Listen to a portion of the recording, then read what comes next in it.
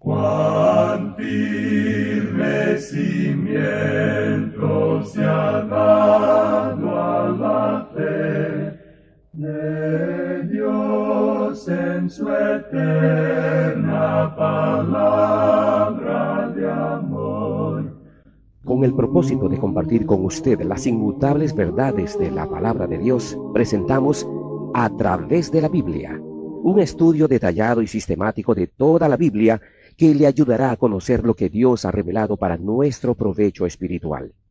Estos estudios bíblicos fueron diseñados y elaborados por el Dr. J. Vernon McGee, versado maestro de la Biblia, quien dedicó la mayor parte de su vida a la enseñanza clara y sencilla de la palabra de Dios. Acompáñenos, pues, mientras avanzamos en nuestro recorrido a través de la Biblia. Cuán firme cimiento la palabra de Dios. Saludos, amigo oyente, y bienvenido a otro programa de A Través de la Biblia, en el cual nos hemos propuesto llevar a cabo una excursión por toda la Biblia, la Santa Palabra de Dios. Nos encontramos en el libro de Génesis, el primer libro de la Biblia, y estamos en el capítulo 1. Así es que le invitamos a abrir su Biblia en Génesis capítulo 1, y hoy vamos a comenzar con el versículo 28. Así es que abra su Biblia en esta porción y prepárese para el estudio que tendremos en breves momentos. Pero antes, hablemos con Dios por medio de la oración. Padre Santo, te damos gracias porque una vez más podemos abrir ante nuestros ojos este libro de los libros que es tu bendita palabra. Y pedimos que tu Santo Espíritu haga que estas verdades sean vivas y reales para nuestro corazón y que podamos así captar la lección y el mensaje que tú deseas comunicarnos hoy. Continúa con nosotros y glorifica tu nombre, porque lo rogamos en el nombre bendito de Cristo Jesús. Amén. Continuamos hoy considerando este primer capítulo del libro de Génesis, y nos detuvimos en la lección anterior en el versículo 28. Este versículo dice: Y los bendijo Dios y les dijo: Fructificad y multiplicaos, llenad la tierra y sojuzgadla, y señoread en los peces del mar, en las aves de los cielos, y en todas las bestias que se mueven sobre la tierra. Consideramos en nuestra lección anterior que Dios ha dado a la criatura, es decir, al hombre, una bendición excepcional. Le mandó que fructificara, que se multiplicara y que llenara la tierra. Dijimos también que Dios es quien ha presentado el asunto del sexo. Es muy interesante que esta generación cree que ha hecho un descubrimiento nuevo. Uno recibe la impresión hoy en día que este asunto del sexo ha llegado a convertirse en una obsesión para esta generación, y que esta generación es como el Cristóbal Colón que acaba de descubrir el sexo. Pero dijimos que Dios es quien hizo mención del sexo aquí en el libro de Génesis. Dios ha empleado 4 métodos para colocar al hombre en la tierra. Un método fue la creación directa, y así produjo a Adán. Otro fue la creación indirecta, que produjo a Eva. El tercer método fue el parto virginal de María, y así fue como Jesucristo llegó a ser un hombre. Y el cuarto método es la reproducción, y eso se conoce bien en nuestros días. Por cierto que estamos arrastrando la reproducción a un nivel al cual Dios nunca tuvo la intención de que fuera llevada. Amigo oyente, Dios creó al hombre para que se reprodujera. Esta es una verdad maravillosa y gloriosa, y no debe ser tomada para hacer de ella una cosa sucia como hacen los hombres ahora. Tantas personas escriben libros sucios y los llaman literatura. Producen cosas sucias que llaman arte. Algunos de los críticos están hablando ahora en contra de estos asuntos, y damos gracias al Señor por esa actitud. Mucho de lo que llaman arte es odioso y hasta repugnante, y no es arte en ninguna manera. No es nada más que obscenidad, y lo hacen simplemente para obtener dinero. Amigo oyente, Dios nunca tuvo la intención de que se abusara del sexo de esta manera. Dios creó al hombre a su imagen. Dios es el ser personal, esencial, y al dar al hombre un alma inmortal, le dio también una verdadera personalidad. El hombre posee una conciencia de sí mismo y tiene el poder de la elección libre. El hombre tiene una distinta responsabilidad moral. Y ahora Dios le manda a ser fructífero. Esa es la reproducción. Pero fíjese también que Dios le manda a llenar la tierra. Y esta es una palabra interesante. En el hebreo parece indicar que esta tierra ya había sido poblada antes por otras criaturas. Por lo visto, Dios dice que deben llenar la tierra, porque cualesquiera que fueran esas otras criaturas, habían sido destruidas y habían desaparecido. Ahora Dios también le dice al hombre, sojuzgad la tierra. Creemos que esta es la base de la educación y de la exploración científica de hoy. Esta es la base de la exploración de la luna por parte del hombre. En Proverbios capítulo 25, versículo 2, encontramos estas palabras. Gloria de Dios es encubrir un asunto, pero honra del rey es escudriñarlo. Dios esconde diamantes muy profundos en la tierra, y también pone los tesoros en un lugar donde el hombre ha de buscarlos. Y francamente creemos que es lo mismo en cuanto al conocimiento. Creemos que es verdad en cuanto al estudio de la palabra de Dios. Dios quiere que empleemos el laboratorio y el tubo de ensayo. Quiere que miremos por el microscopio. Lamentablemente, el hombre sale con una bomba atómica con el intento de destruir toda la raza humana. Ahora Dios dice que el hombre debe señorear en la tierra. El hombre no es simplemente un jardinero para cortar el césped. El hombre debe señorear en la tierra. Creemos que Adán tuvo control sobre los elementos y pudo haber mandado que lloviera cuando faltaba la lluvia y pudo haber hecho que brillara el sol cuando le faltaba. Señoreaba en la tierra. Creemos que podía haber mandado que se abrieran las nubes como abrimos hoy el sistema de riego en nuestros días para regar el césped.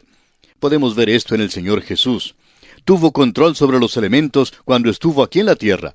Pudo mandar que se calmara la tempestad y podía dar de comer a las multitudes. Y creemos que a Adán le fue posible hacer esto antes de que cayera en pecado. Pero cuando cayó en pecado, entonces perdió aquel señorío.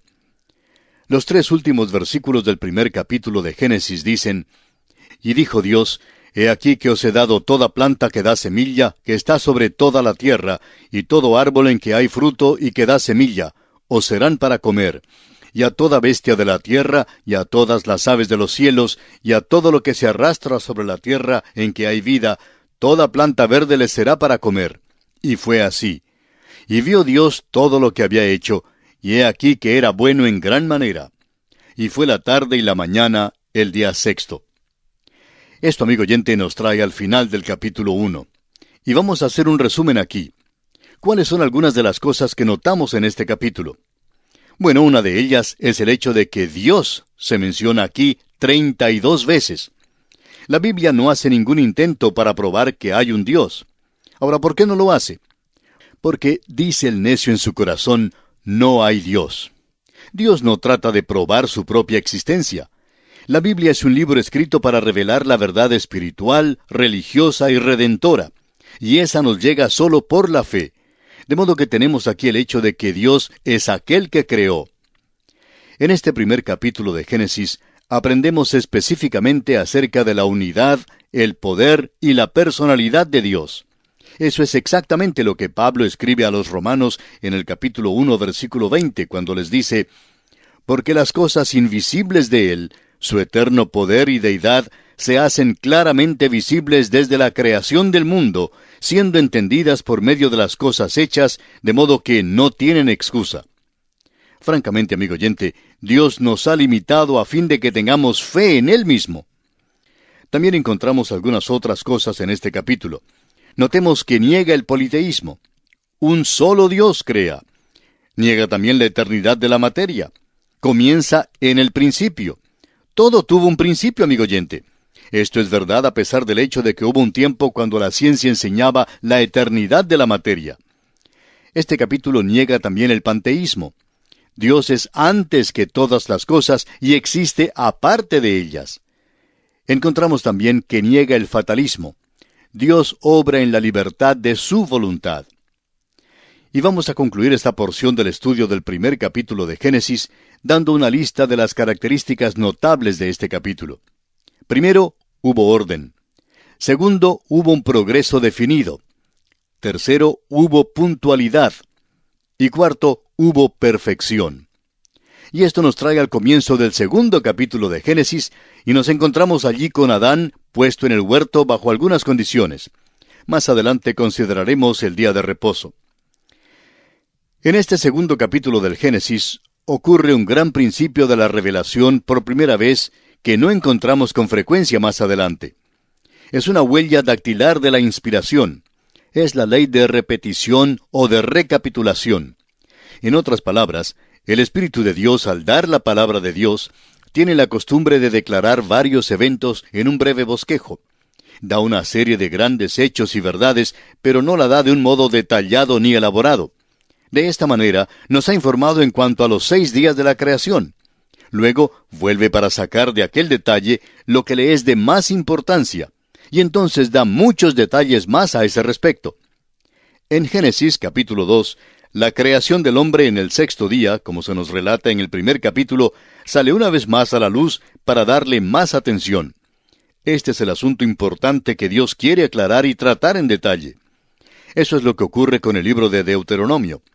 Deuteronomio es la interpretación de la ley después de la experiencia de 40 años con ella en el desierto. No es simplemente una repetición de la ley, sino más bien una interpretación de la ley. Asimismo notamos que hay 4 evangelios. Encontramos muchas veces que se sigue este procedimiento en la palabra de Dios. Ahora el tema de este capítulo 2 de Génesis es la creación del hombre. Es esta la que saca a Dios del relato de la creación y nos la explica con más detalles. Aunque la creación del hombre es el tema del capítulo 2, encontramos que empieza aquí con el día de reposo. Dice el capítulo 2, versículos 1 hasta el 3, «Fueron pues acabados los cielos y la tierra y todo el ejército de ellos.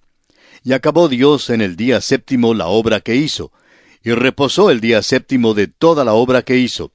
Y bendijo Dios al día 7º y lo santificó, porque en él reposó de toda la obra que había hecho en la creación». Ahora no perdamos de vista la importancia que tiene el día de reposo. ¿Qué quiere decir cuando dice que Dios reposó de la obra que hizo?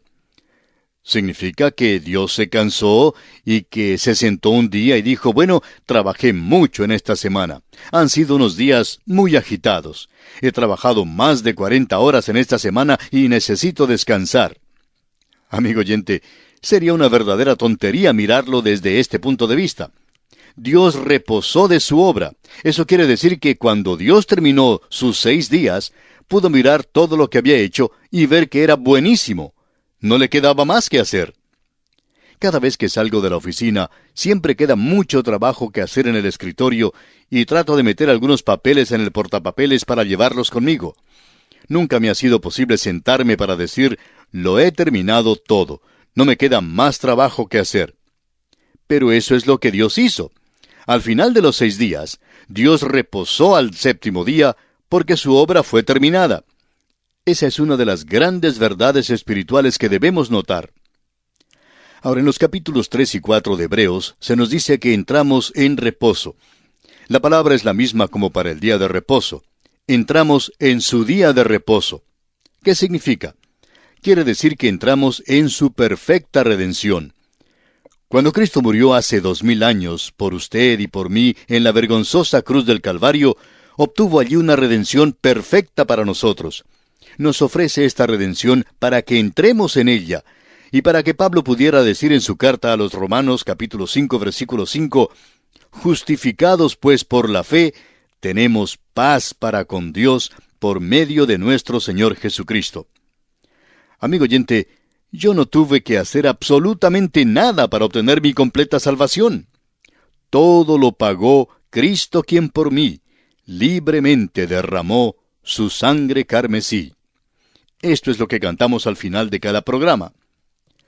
Hagamos ahora un sumario de los primeros 5 días de la restauración. Creemos que este universo tan inmenso en el cual vivimos había estado aquí por un largo período de tiempo, pero que algo había pasado en la tierra y a mucho de la creación. Como resultado, Dios entró y el Espíritu de Dios se movía sobre la faz de las aguas, y el caos se convirtió en cosmos. En ese tiempo, Dios creó de nuevo. Nos da un relato breve de esto antes de darnos más detalles en cuanto a la creación del hombre. Los versículos 4 al 6 de este capítulo 2 de Génesis dicen lo siguiente. Estos son los orígenes de los cielos y de la tierra cuando fueron creados, el día que Jehová Dios hizo la tierra y los cielos, y toda planta del campo antes que fuese en la tierra, y toda hierba del campo antes que naciese.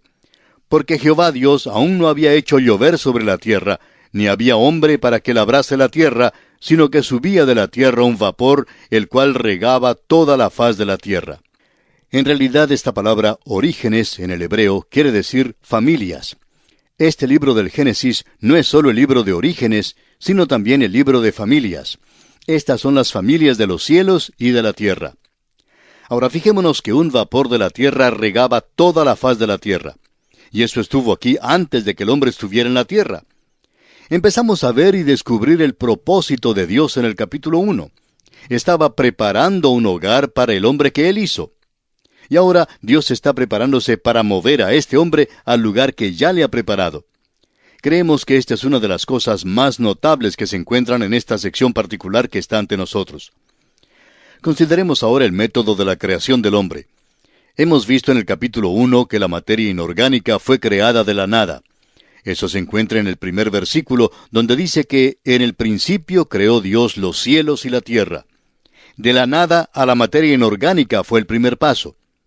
Luego hubo la creación de lo inorgánico a lo orgánico, es decir, la vida.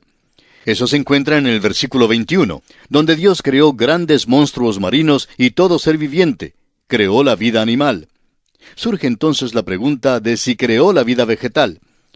Por lo visto, la vida vegetal no había sido destruida. La semilla evidentemente ya estaba en la tierra. No deseamos ser dogmáticos en cuanto a eso, pero parece ser la implicación cuando Dios mandó a la tierra que produjera hierba verde y hierba que daba semilla. Como ya hemos dicho varias veces antes, Dios nos da muy pocos detalles en cuanto a esto. Ahora pasamos de lo orgánico a la creación del hombre, y por tanto no es una transición. La evolución no puede llenar el vacío que nos lleva a la aparición de seres inteligentes en la tierra. La tierra estaba preparada ahora para la venida del hombre. Dice el versículo 7 de este capítulo 2 de Génesis: Entonces Jehová Dios formó al hombre del polvo de la tierra, y sopló en su nariz aliento de vida, y fue el hombre un ser viviente. Una vez más nos vemos limitados aquí por lo que nos dice Dios. Físicamente Dios formó al hombre del polvo de la tierra. Es muy interesante que nuestros cuerpos se componen de unos 15 o 16 elementos químicos. Aquellos mismos elementos químicos están en la tierra. El hombre fue formado físicamente del polvo de la tierra. En realidad se puede destilar nuestros cuerpos físicos y separarlos en los elementos químicos de los cuales somos hechos. Hubo una vez cuando estos elementos químicos tenían un valor de casi $3, pero dicen que ahora está subiendo el precio. Pero esto es lo que en verdad valemos, porque fuimos físicamente formados del polvo de la tierra. Pero el hombre es más que polvo. Físicamente, polvo es, y al polvo volverá, pero su espíritu va a Dios. ¿Por qué? Porque Dios sopló en su nariz aliento de vida, y fue el hombre un ser viviente. Ahora, ¿qué es lo que Dios le sopló? Le sopló el aliento de vida, el cual le dio la vida que es física, vida que es psicológica y vida que es espiritual. En otras palabras, el hombre entra en una asociación maravillosa con su Creador. Tiene una capacidad para Dios y se encuentra en su mismo ser. Esto es lo que separa al hombre de todas las demás criaturas que hallamos en el universo de Dios. Claro que hay los ángeles, pero créanos que es muy poco lo que sabemos de ellos. Cualquier teoría de la evolución, inclusive la evolución teísta, no puede dar cuenta de la palabra humana, ni pueden explicar la conciencia humana, ni la personalidad humana. Estas son tres cosas con las cuales la evolución tiene algo de dificultad. Uno puede tomar los huesos de un hombre y compararlos con los huesos de algún antropoide, y ver una semejanza notable en sus huesos. Sin embargo, nos dicen que hay una divergencia amplia también. Pero es de esperarse que hubiera una cierta semejanza, porque Dios hizo mover a los dos en el mismo ambiente, y naturalmente la carrocería sería igual. Hay una similitud muy notable entre la carrocería de un automóvil Ford y un automóvil Chevrolet. Pero mejor es que no se lo digamos al comerciante local de la Ford o de la General Motors, porque le dirá que hay una diferencia vasta entre las dos. Sin embargo, la carrocería ha de tener algo fijo sobre las 4 ruedas, y una rueda ha de ser colocada en cada esquina, y hasta cierto punto, pues la carrocería tiene que ser cuadrada. Las dos han de fallar en la autopista a las 5 de la tarde, de modo que las dos necesitan tener balance, y las dos necesitan tener máquina. Deducimos, pues, que son semejantes, y sin embargo, no son exactamente iguales. Ahora, el hombre y los animales tienen similitudes, pero el hombre es una criatura muy diferente.